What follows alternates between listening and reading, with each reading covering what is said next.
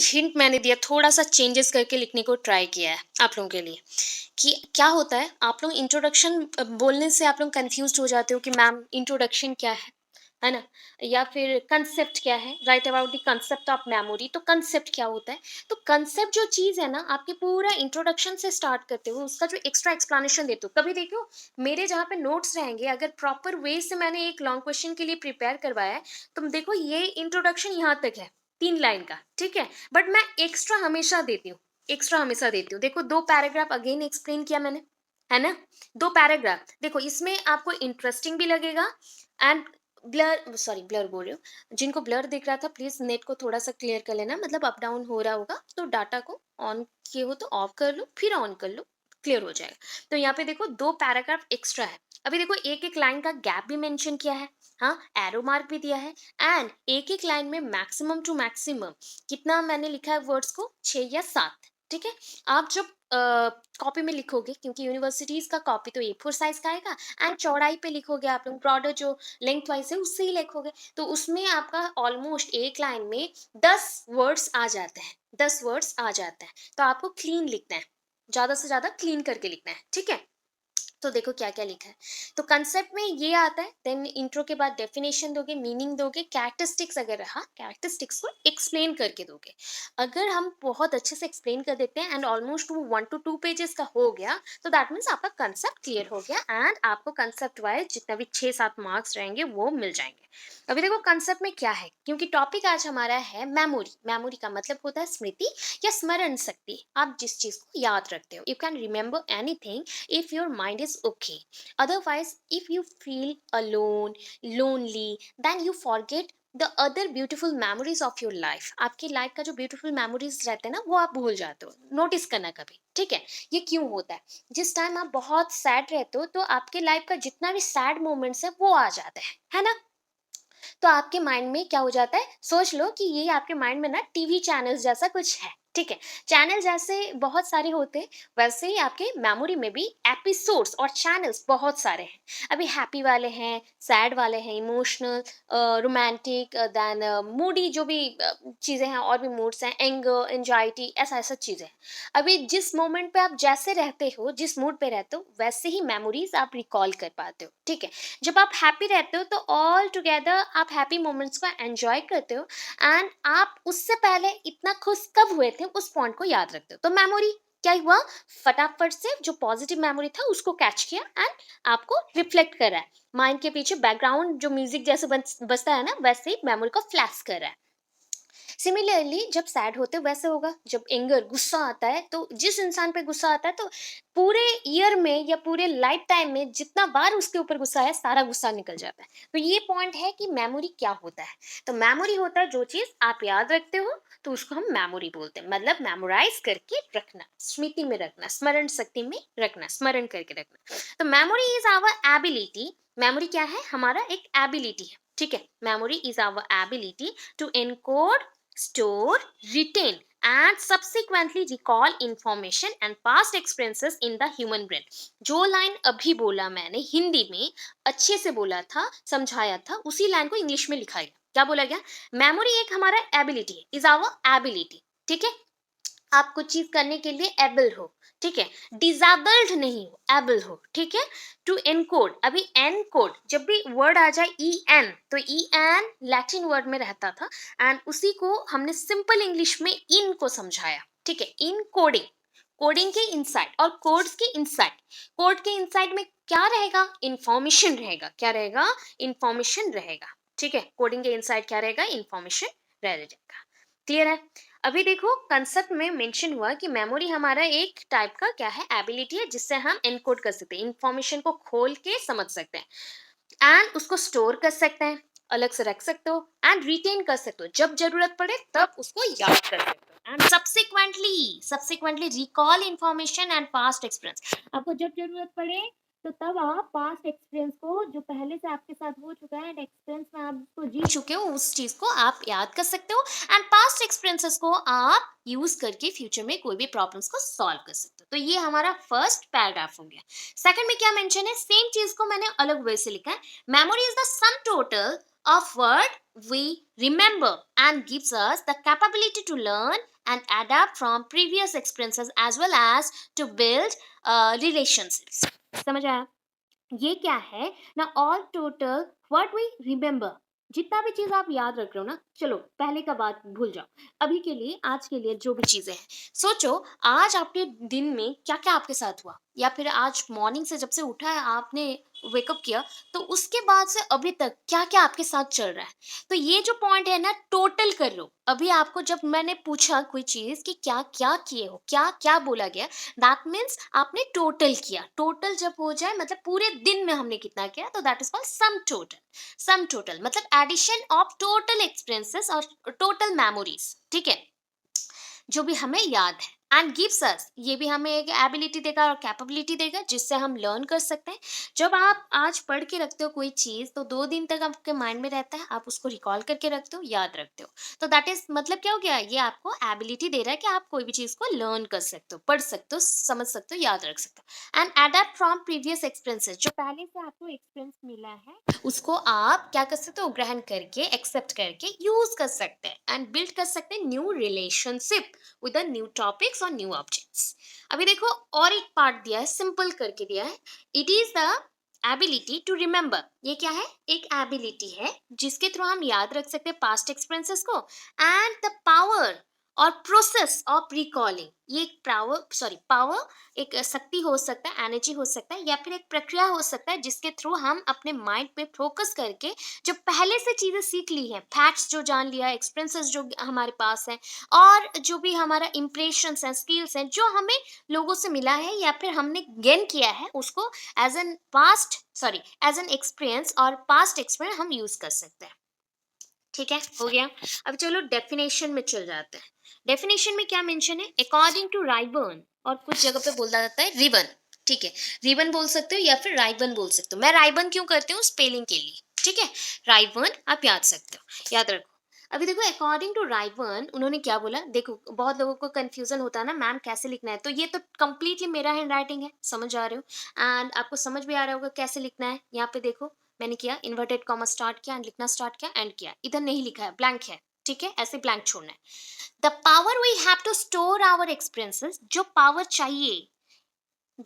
चाहिए आपको आपकी इंफॉर्मेशन को स्टोर करने के लिए, और to bring them into the field of consciousness, या फिर आपके चेतना युक्त जीवन में उसको व्यवहार करने के लिए, sometimes after experiences have awkward. अच्छा, अभी एक्सपीरियंसेस क्या होता है, जो चीज आपके साथ हो चुका है एंड उसका रिजल्ट आपके माइंड में रह गया है, दैट इज कॉल्ड एक्सपीरियंस, जिसको आप फर्दर यूज कर सकते हो अपने बेटरमेंट के लिए, राइट, समझ आ गया, आपका बेटर हो उसके लिए आप यूज करेंगे। अभी देखो प्रॉब्लम में कब फंसते हो, या फिर प्रॉब्लम का सोल्यूशन कौन से माइंड में निकाल दो, कॉन्शियस माइंड में।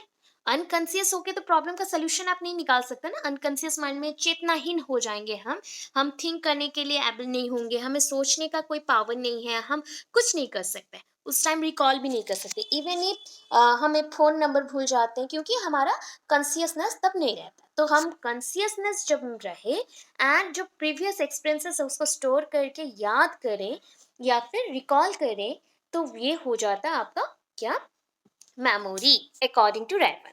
अभी देखो मैंने सिंगल दिया डेफिनेशन, बिकॉज मेमोरी एक बहुत बड़ा लॉन्ग क्वेश्चन है, बहुत सारे पॉइंट्स होते हैं, इसलिए आपके बुक में अगर चेक करो ना 10-12 पेज से ज्यादा है। देखो बुक का पेजेस अलग होता है क्योंकि उसमें छोटे छोटे हैंड राइटिंग से लिखे रहते हैं, उसके जो लेटेस्ट साइज है बहुत ही छोटा होता है, जैसे कि 10 या 11 होगा, 10 और 11 ऐसे ही रहता है जब टाइप करते हो, तो ये जब प्रिंट होके आता है बहुत छोटा हो जाता है। बट अपना जो हैंड राइटिंग रहता है वो अगर 9-10 पेज का भी है, जब आप एग्जाम में लिखोगे आधा चीज भूल जाओगे उसमें से, तो 7-8 पेज में आके खत्म हो जाएगा, समझ आ गया। तो ये चीज है। अभी देखो इसका मैकेनिज्म बोल रही हूँ, मतलब ये कैसे वर्क करता है, मेमोरी कैसे वर्क करता है, या फिर मेमोरी कैसे मेमोराइज होके आपके ब्रेन में रहता है, कैसे आपके ब्रेन में मेमोराइज्ड होके रहता है, उसके ऊपर बात करना है। तो आवर माइंड पोजेसेस, पूरी स्टोरी जैसा याद रखो, आपके ब्रेन में बहुत सारे स्पेशल एबिलिटीज हैं, ठीक है, समझ में आ गया। Our mind possesses a special ability, एक स्पेशल एबिलिटी है बाय व्हिच एवरी एक्सपीरियंस और लर्निंग जो लर्निंग आप करते हो, लर्न करते हो, learning leaves behind memory images और traces which are conserved in the form of engrams. अभी देखो, NENGRAMS, ठीक है ना? तो आप जानते हो, जब भी आपके हार्ट बीट को प्रिंट करना रहता है, मतलब छापना रहता है, तो हम लोग क्या यूज करते हैं? इलेक्ट्रोकार्डियोग्राफ, ग्राफ बोलते हो। अच्छा, graph and gram almost same same type के वर्ड्स है, सिमिलर टाइप के वर्ड्स है, ठीक है। अभी बोला गया इन ग्राम्स। अच्छा, मैंने स्पेलिंग में क्या किया? ग्राम्स को अलग कर दिया, पहले यहाँ से ब्रेक कर दिया, ठीक है। इन ग्राम्स, EN का मतलब मैंने क्या बोला था? इन, ठीक है। अभी बोलोगे मैम अगर आप वर्ड चेंज करेंगे तो इन ग्राम्स हो जा रहा है वेट में। नहीं, ग्राम्स मतलब हो रहा है एक प्रिंट मशीन में डाल के उसको छापना या फिर उसका प्लॉट क्रिएट करना, ठीक है। तो आपके ब्रेन में ना छोटे छोटे मेमोरी पैकेट्स हैं, आपको मैंने पहले बोला है। इंफॉर्मेशन वहां जाके stored हो जाता है memory packets में, and these packets are known as engrams, the process by which the information stored in your body or in your brain, because brain is the important part of your body, and it carries many information and acts like past experience, okay, and these are called engrams। इसको हमने engrams बोल दिया। अभी देखो, जब बात आता है कंजर्वेशन, प्रिजर्वेशन, ठीक है ना? अच्छा, अब घर पे देखो पिकल्स रखते हुए मम्मी को, मम्मी पापा या फिर कोई बड़े जो लोग बनाते हैं घर पे, तो पिकल्स रखते हैं, अचार रखते हैं ना, हाँ। तो बहुत दिनों तक रखने के लिए कुछ यूज करते हैं केमिकल्स वगैरह, हाँ, दैट इज योर विनेगर, जो विनेगर है, हाँ। अभी उस प्रोसेस को छोड़ दो, बट जिस वे से उन्होंने बोतल में भर के रखा बहुत दिनों तक यूज करने के लिए, तो उस प्रोसेस को हमने बोला प्रिजर्वेशन, कि हम पिकल्स को प्रिजर्व कर रहे हैं। तो यहाँ पे वही चीज आया, मैंने समझाने के लिए ओनली पिकल्स का नाम लिया और कोई नहीं, ठीक है।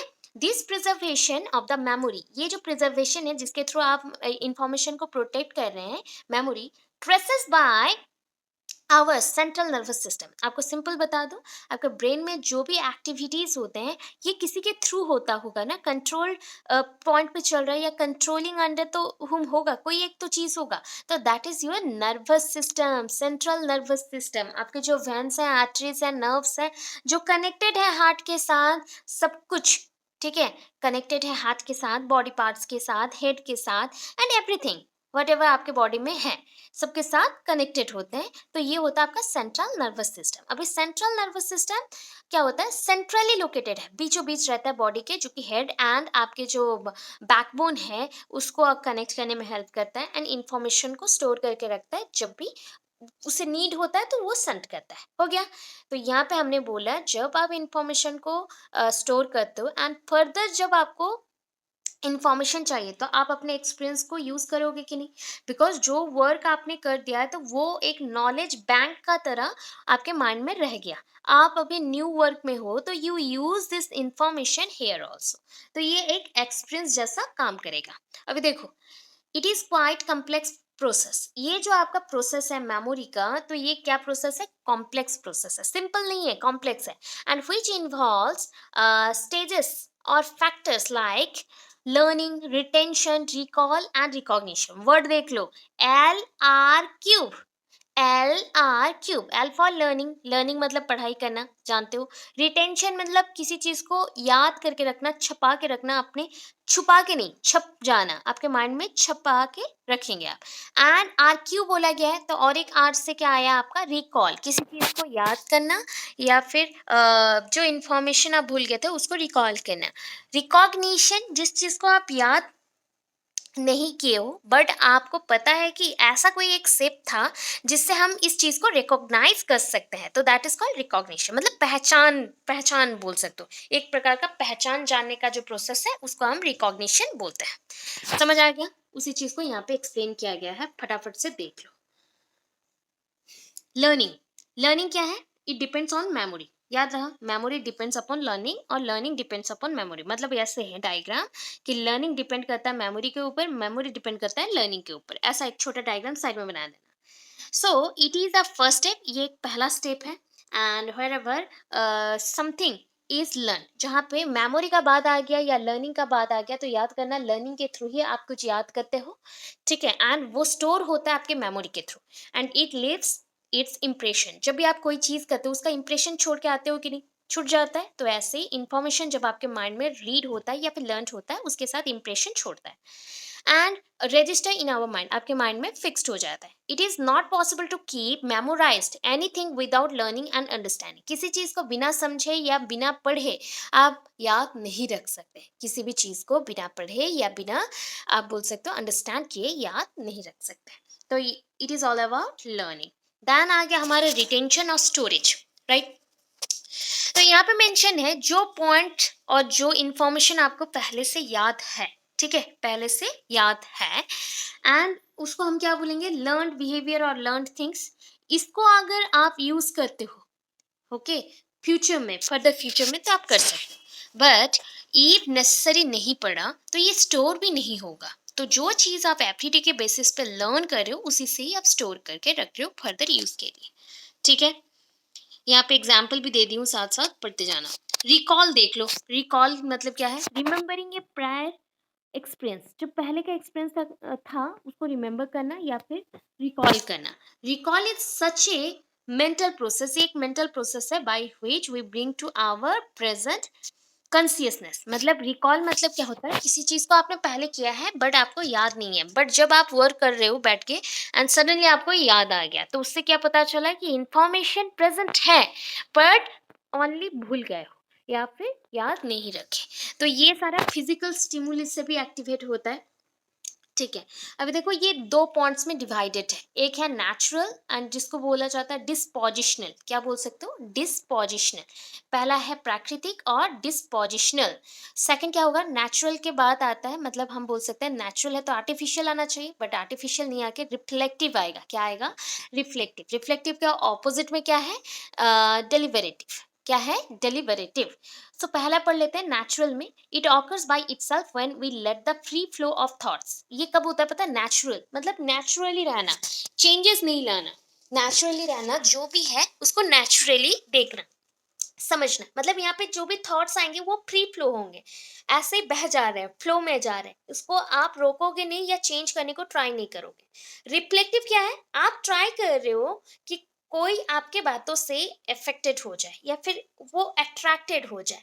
तो इस पॉइंट को हम क्या बोलते हैं, देखो घूम गया, इस पॉइंट को हम क्या बोलेंगे, रिफ्लेक्टिव। डेलिबरेटिव और रिफ्लेक्टिव, यहाँ पे क्या होता है, आपकी नीड्स के अकॉर्डिंग आप एक्टिविटीज करते हो या फिर कोई चीज को रिमेंबर करते हो, जब जरूरत पड़े तब आप उसको रिफ्लेक्ट करते हो, ठीक है।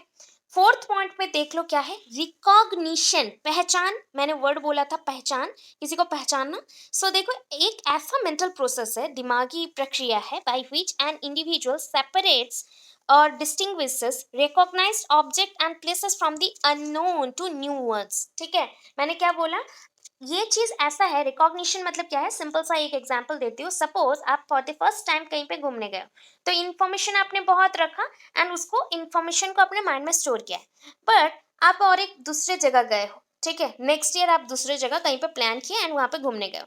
अभी आपको यहाँ पे भी सेम टाइप के कुछ चीजें दिखे, बट वेराइटीज में दिखे, अलग कलर के दिखे, अलग टाइप के भी कुछ कुछ थे प्रिंट्स।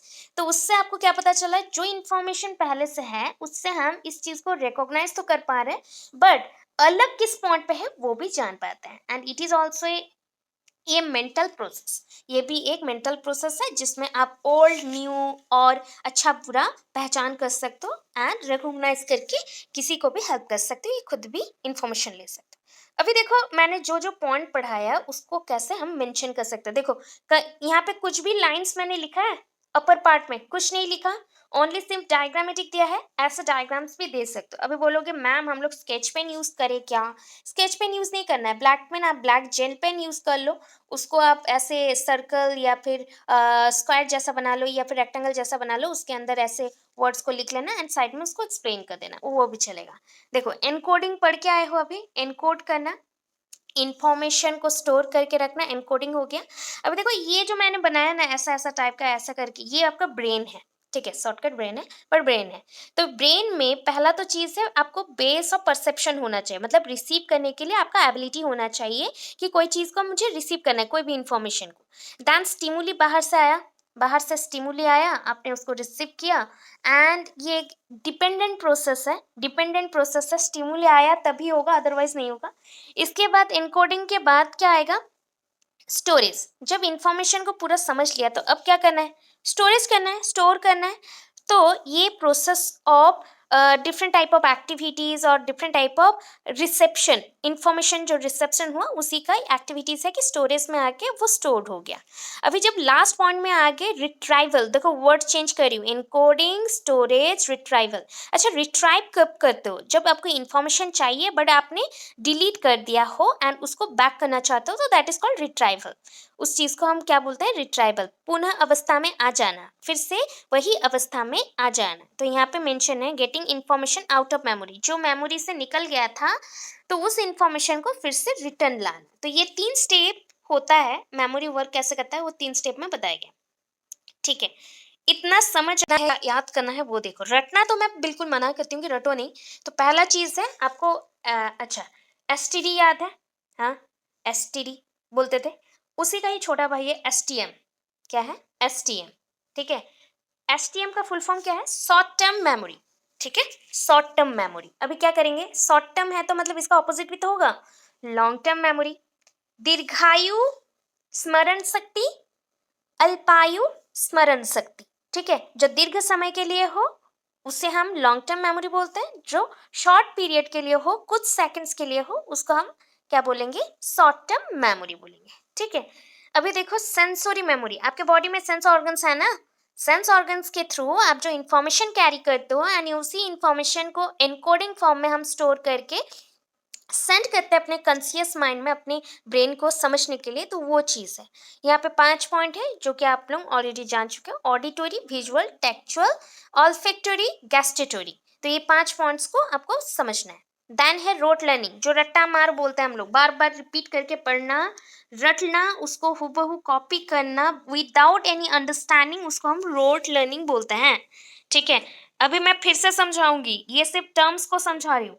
एक्सप्लिसिट मेमोरी, एक्स बोला गया ना, एक्स मतलब क्या बोलो तो, बाहर की तरफ निकलना। ठीक है, अभी एक्स मतलब एक्स गर्लफ्रेंड बॉयफ्रेंड को याद मत करो।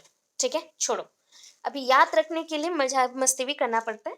तो एक्सप्लिसिट मेमोरी क्या है, जब आप मेमोरी को यूज करते हो डिक्लैरेटिव फॉर्म में, मतलब आप सारे कुछ जानते हो एंड अपने कॉन्शियस माइंड में सब कुछ समझा हुआ है एंड आप उसको यूज कर सकते हो डिफरेंट फॉर्म्स ऑफ मेमोरीज में, देन इसको बोलते हैं एक्सप्लिसिट। वैसे एक्सप्लिसिट का बहुत सारे पार्ट्स हैं, एपिसोडिक मेमोरी और एसोसिएटिव मेमोरी, ऐसा है। सिमांटिक मेमोरी भी है, जब भी सिमांटिक वर्ड सुन लो तो ये स्ट्रक्चर रिलेटेड होता है, कंसेप्ट का एक स्ट्रक्चर होता है, हर एक कंसेप्ट का एक स्ट्रक्चर होता है, नॉलेज होता है, उसके ऊपर है। एक्सप्लिसिट का छोटा भाई कौन है बताओ, इम्प्लिसिट। इम्प्लिसिट मतलब क्या होता है, अभी बोलो कि मैम एक्स मतलब बाहर की तरफ था इसलिए हमने डिक्लैरेटिव वर्ड यूज किया। अभी एक्सप्लिसिट मतलब इम्प्लिसिट मतलब ऑपोजिट होगा, कुछ अंदर की तरफ नहीं। ये है प्रोसीड्यूरल मेमोरी। ये क्या है, प्रोसीड्यूरल मेमोरी। प्रोसीड्यूर्स यहाँ पे रहेंगे, जैसे कि आप प्रैक्टिकल्स करते हो। तो ये है, पहला था नोइंग वर्ड, क्या चीज आपको समझना है, अंडरस्टैंड करना है, वो हो गया एक्सप्लिसिट। यहाँ पे है कैसे जानना है या कैसे जानोगे, तो उसको करने के लिए आपको कुछ प्रैक्टिकल्स करने पड़ते हैं, इसलिए प्रैक्टिकल्स में तो हम प्रोसीड्यूर यूज करते हैं, तो यहाँ पे प्रोसीड्यूरल मेमोरी बोला गया। अभी improvement of memory mainly influenced by ऐसा है। तो जितने टाइप्स का मैंने अभी तक पढ़ाया उसको पहले समझ लेते हैं वन बाई वन। ऑलरेडी मैंने समझा तो दिया, फिर समझाती हूँ। टाइप्स ऑफ मेमोरी में पहला आया शॉर्ट टर्म मेमोरी। तो short term memory has a limited duration. मैंने अभी बोला शॉर्ट पीरियड के लिए, और ड्यूरेशन जो टाइम पीरियड रहेगा वो कम रहेगा। तो यहाँ पे टाइम पीरियड देखो 15 to 30 सेकेंड्स, 15 to 30 सेकेंड्स।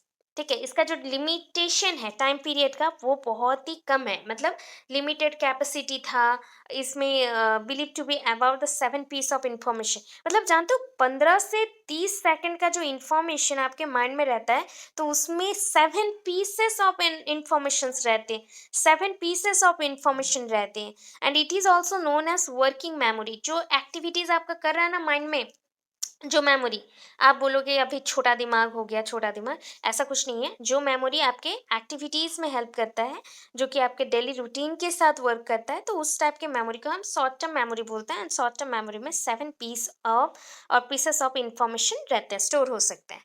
अभी देखो नेक्स्ट में चल जाते हैं शॉर्ट टर्म का बड़ा भाई long term. Long term has an unlimited capacity, मतलब जितना याद रखना चाहो रख लो, and a very long duration के लिए, ये भी मतलब जो इन्फॉर्मेशन आप रख रहे हो वो भी लॉन्ग ड्यूरेशन के लिए।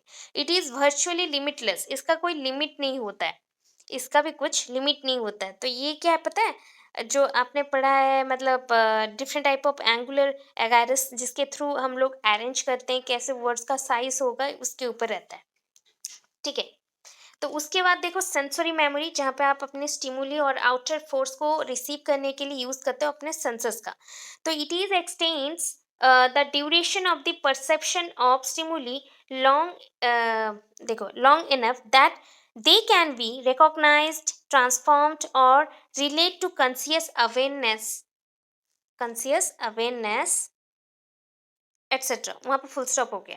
तो ये बोलता है जो स्टिमुली बहुत टाइम के लिए आपके पास आ रहा है तो आपके माइंड में तो वो आना चाहिए, रिसीव करना चाहिए, तो वो रिसीव होता है थ्रू सेंसरी मेमोरी और एज सेंसरी मेमोरी जिसके थ्रू आप इंफॉर्मेशन को याद कर सकते हो, रिकॉग्नाइज कर सकते हो, देन ट्रांसफर कर सकते हो या फिर ट्रांसफॉर्म्ड बोला गया। ट्रांसफॉर्म मतलब one kind of make over, एक इन्फॉर्मेशन मैंने दिया आप उसको चेंज कर दिए, उसका स्ट्रक्चर ही चेंज कर दिया, उसका रूप रंग बदलाव ले आए और बदल दिए।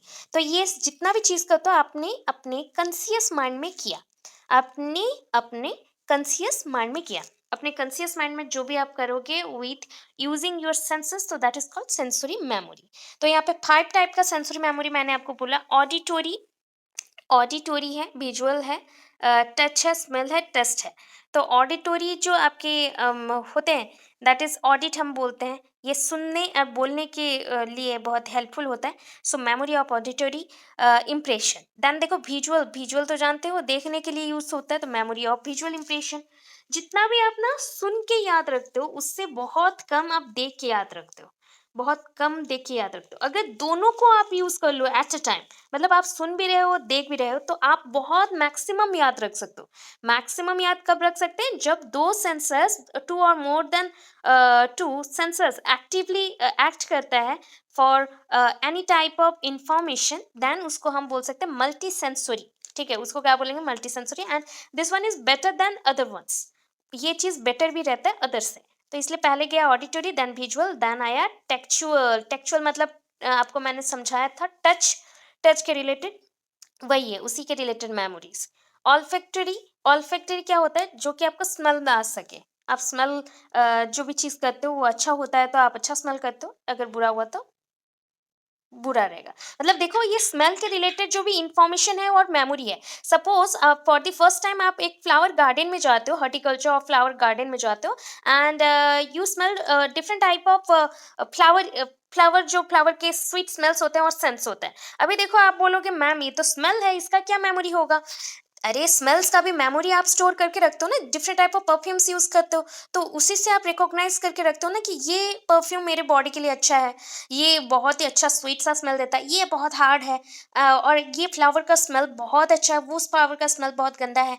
या फिर कोई टाइप का अगर स्मेल रिलेटेड, फूड रिलेटेड, किसी को कुकिंग का शौक है तो फूड रिलेटेड जो भी इंफॉर्मेशन है वो स्मेल के थ्रू ही करता है ना, उसका मेमोरी वो स्टोर करके रखता है। तो that is called olfactory, and olfactory आपके स्मेल के साथ मतलब नोज के साथ कनेक्टेड है। Last one taste related, that is called गस्टेटोरी।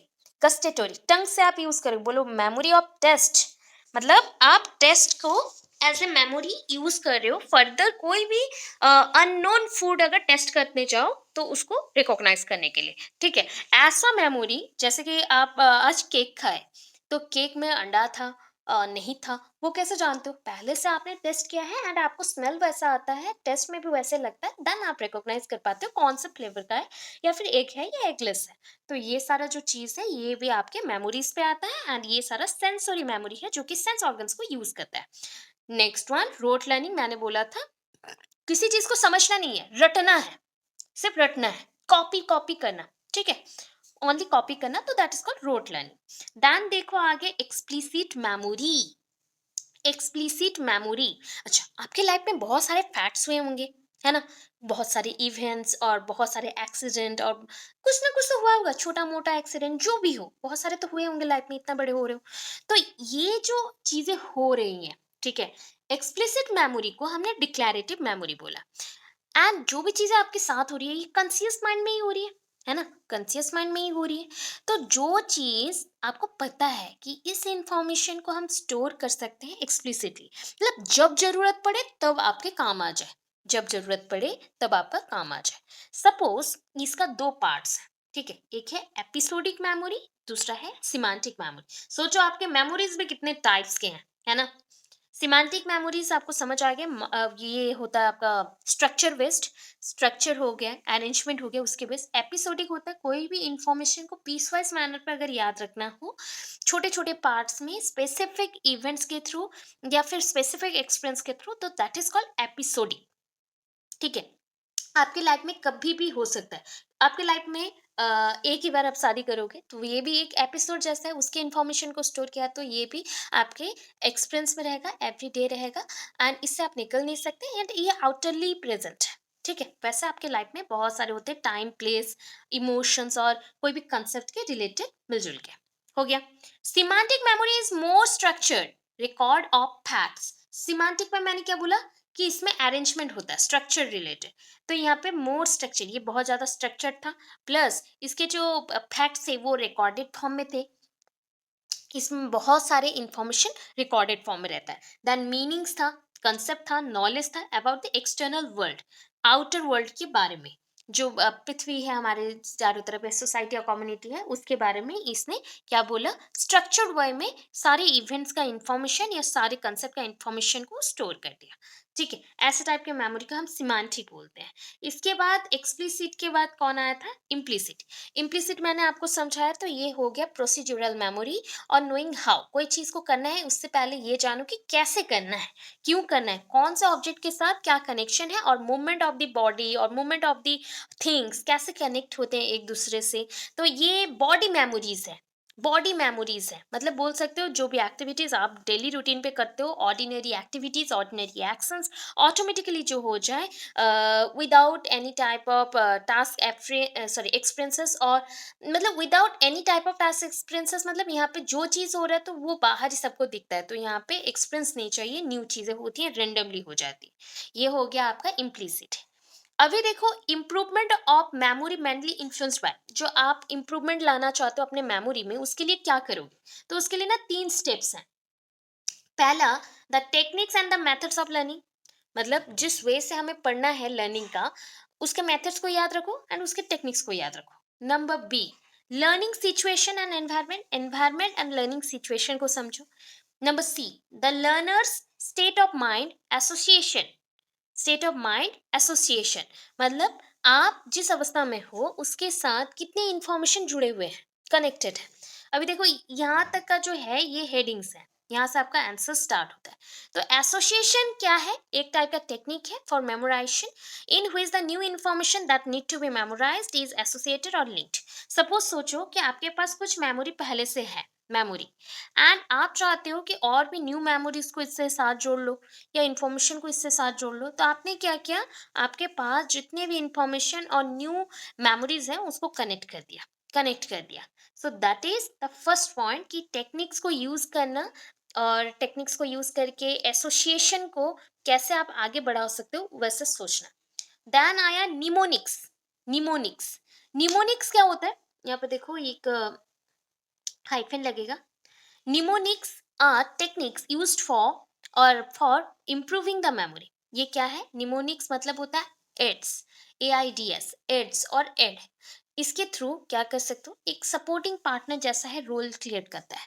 Suppose आपको क्या होता है कि स्कूल में पढ़ाना है, एज ए टीचर आप गए हो तो आपको कुछ मटेरियल्स चाहिए, राइट, जैसे कि white board, white apron, then chalk चाहिए, डस्टर चाहिए, बुक्स चाहिए, बहुत सारी चीज़ चाहिए। तो these are the aided materials, जो चीज़ें नहीं होने से नहीं चलेगा, एक्स्ट्रा चीज़ें जो भी प्रेजेंट रहती हैं। तो वैसे निमोनिक्स एक टेक्निक्स है आपके मेमोरी को इम्प्रूव करने के लिए। ये ग्रीक वर्ड से लिया गया है, एंड ग्रीक वर्ड में एक वर्ड था एड, तो जिसका मतलब है जो इंफॉर्मेशन आप ब्रेन में घुसाते हो। तो ये मेमोराइजेशन का समथिंग अलग लेवल का एक पॉइंट है, and this system usually makes use of visual imaginary to provide the useful association. वो क्या कहता है कि ये जो सिस्टम है इसमें क्या होता है, जो आपके विजुअल इमेजिनरी है, मतलब विजुअल इमेजिनेशन रहते हैं, वो क्या करता है, इसको यूज करता है डिफरेंट यूजफुल एसोसिएशन के लिए, मतलब इंफॉर्मेशन और भी जैसे न्यू न्यू एसोसिएट हो उसके लिए। अभी देखो कॉमन निमोनिक टेक्निक्स क्या-क्या हो सकते हैं? तो पहला टेक्निक्स है एक्रोनीम। क्या है? Acronym. So it is a technique for remembering names, phrases by using the first letter of each word to form a new word। समझ आया? सपोज़ मैं एप्पल का पीपीएलई बोल देती हूँ, पीपीएलई, तो पहला तो ब्लैंक है ना? तो आप अगर कोई भी नाम का पहला सॉरी कोई भी नाम का अगर पहला पॉइंट को या अल्फाबेट को, अगर फ्रेज को या फिर नेम पार्ट को आप रिकॉग्नाइज कर लेते हो, देन आप इस न्यू वर्ल्ड में इजीली एडजस्ट कर सकते हैं। तो ये एक्रोनिम है, ठीक है? न्यू वर्ल्ड में अगर एडजस्ट करना हो तो you want to get your new knowledge, and new knowledge मतलब क्या हो जाएगा? बहुत सारे वर्ड्स मिलेंगे। बहुत सारे वर्ड्स मिले मतलब न्यू वर्ड्स, तो न्यू वर्ड्स के थ्रू आप न्यू वर्ल्ड में एंटर कर सकते हो। सो दैट इसी चीज को सीखने का मतलब होता है एक्रोनिम्स। अभी एक्रोनिम्स के बाद चंकिंग मेथड आएगा। अच्छा, चंक मतलब जानते हो? सोया चंक तो सुने होंगे। चंकिंग मेथड, द वर्ड, यहाँ पे मेथड के बाद मेथड ऑफ लोसाई लिखा गया है, ठीक है? लोसाई और लौकी बोल सकते हो, but loci is better. Locus से loci, LOCUS, locus. The word loci means location और प्लेसेस। मैंने अभी बोला था लोसाई मतलब क्या हो गया? कोई लोकेशन और प्लेसेस, लैटिन वर्ड में है। The loci method is based on, कौन से एजप्शन से या कौन से पॉइंट से ये चलता है? ये बोलता है जो location can be serve as an effective.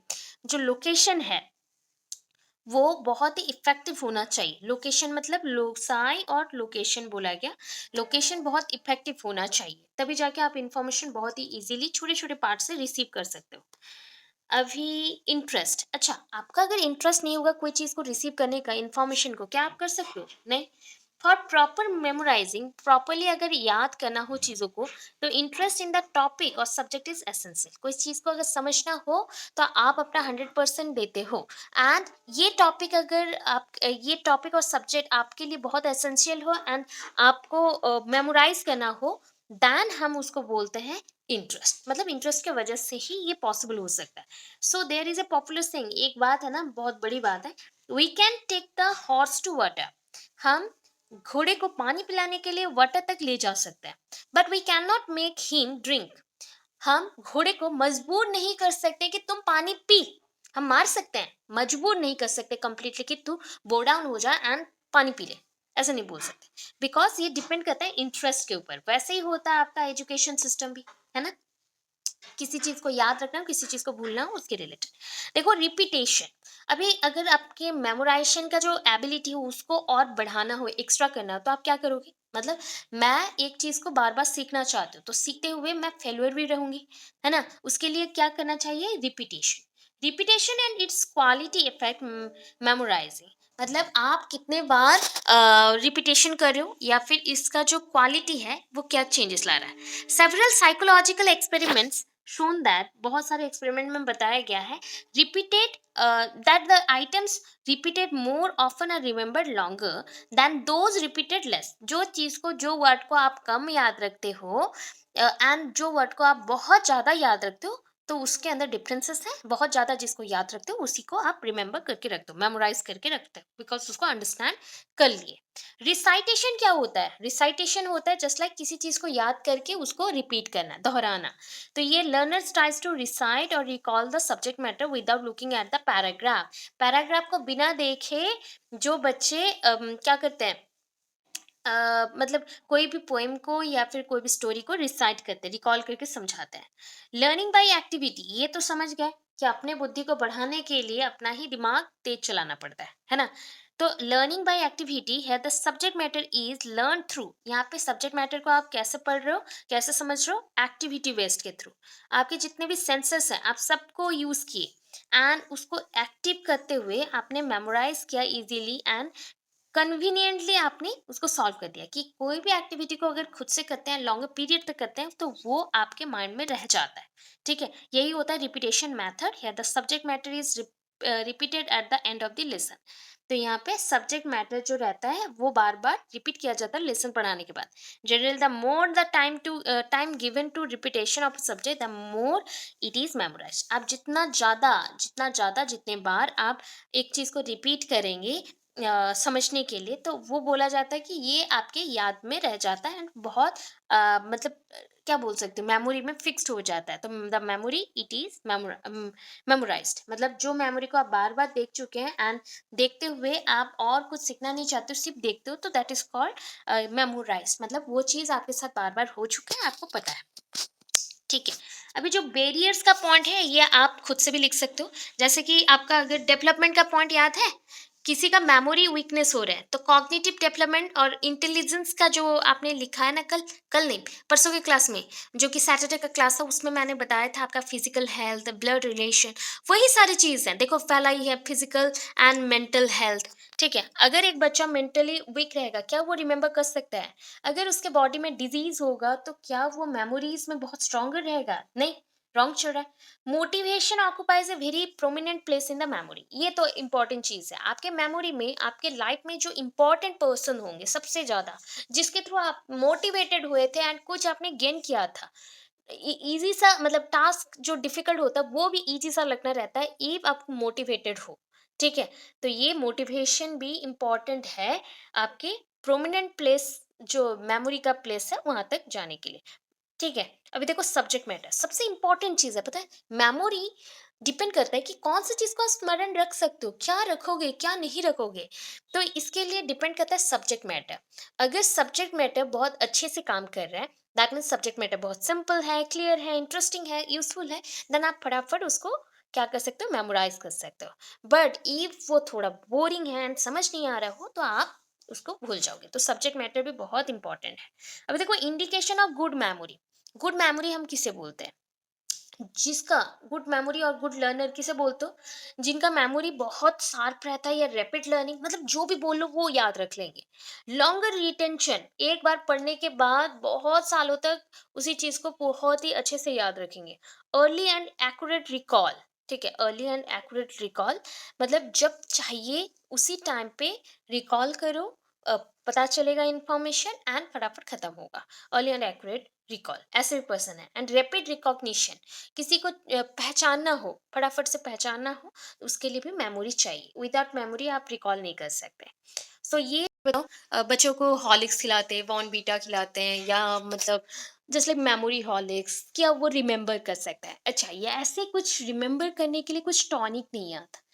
Brain cells को नरिश करना पड़ता है, खाना पीना अच्छा से करना पड़ता है। देखो, अगर आपको खाना ना दिया जाए, तो आपका बॉडी के सेल्स कैसे रहेंगे? मतलब बोलो, बॉडी क्या हो जाएगा? आपको खाने नहीं दी प्रॉपरली एंड पानी भी नहीं दिया, तो आपका बॉडी सूखना स्टार्ट करेगा ना। आप बहुत ही वेट लूज करोगे एंड धीरे धीरे वीक बन जाओगे। सिमिलरली देखो, आपके ब्रेन में, ब्रेन के विद इन भी वैसे सेल्स ही हैं, है ना? स्किन के ऊपर जैसे स्किन में रफनेस आ जाता है, मतलब पानी अब शॉर्टेज हो जाता है बॉडी में, कैसे होते हैं, रफ हो जाते हैं, क्रैक्स जैसे आ जाते हैं एंड वो पूरा फिट नहीं होता है एंड अच्छा नहीं लगता है, स्किन ऐसे ही रहता है। वैसे ही आपके ब्रेन के विद इन भी हो जाता है। अभी सोचो हम कैसे प्रोवाइड करेंगे कुछ ऐसा यूनिक चीज जिससे उसका डेवलपमेंट हो, उसका बेटरमेंट हो।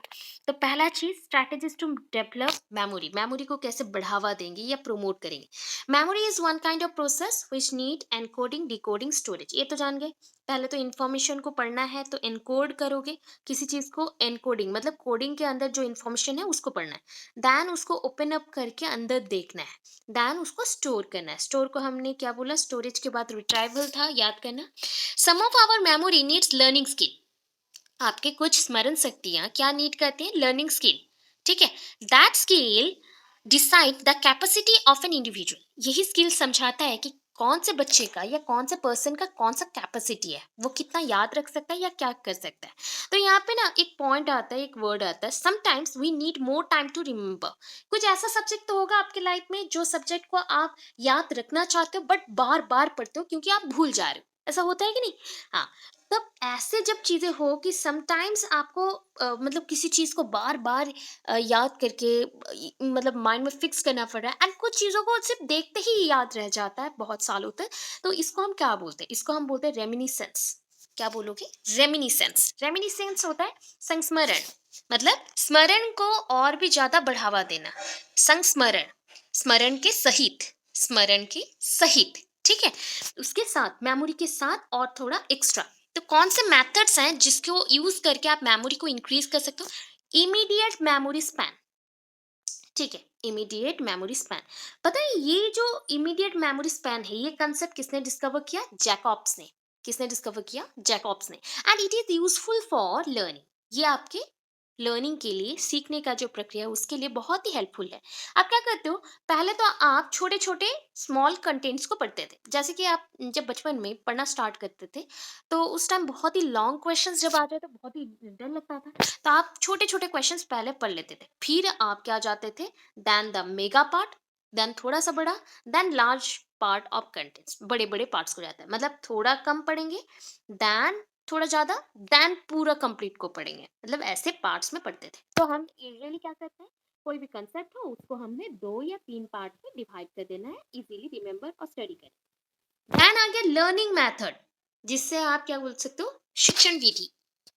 सॉरी, ये शिक्षण विधि के साथ साथ होगा स्मरण विधि बोल सकते हो, या फिर बोल सकते हो कि अधिग्रहण विधि। क्या बोल सकते हैं? अधिग्रहण विधि। सो शिक्षण होने से हो जाएगा टीचिंग मेथड एक्चुअली। तो टीचिंग हम बोल सकते हो अलग सेंस में, बट यहाँ पे टीचिंग वर्ड प्रॉपर नहीं रहेगा, आप बोल सकते हो अधिग्रहण विधि। मेथड को विधि बोला जाता है, विधि, ठीक है, विधि बोलते हैं। तो यहाँ पे शिक्षण विधि नहीं बोल के हम बोलेंगे क्या? लर्निंग, अधिग्रहण विधि। सो इस विधि में क्या करते हैं, देखो टीचर आ रहे हैं already. In this method teacher provide some contents, कुछ प्रोवाइड करूंगी, ठीक है, आपको कंटेंट्स मैंने दे दिया, स्टूडेंट्स को आप दें एंड पार्टिसिपेंट्स को दे दिए, जो भी पार्टिसिपेंट्स हैं, but they learn things according to some particular fixed measures depends on working area. मतलब देखो, आपको मैंने बोला कि आप जिस लाइन पे, जिस वर्किंग एरिया पे जाना चाहते हो, मतलब जो एरिया काम में आए, ऐसे एरिया के ऊपर, फिक्स्ड पॉइंट के ऊपर आप किसी चीज को समझें और लर्न करें।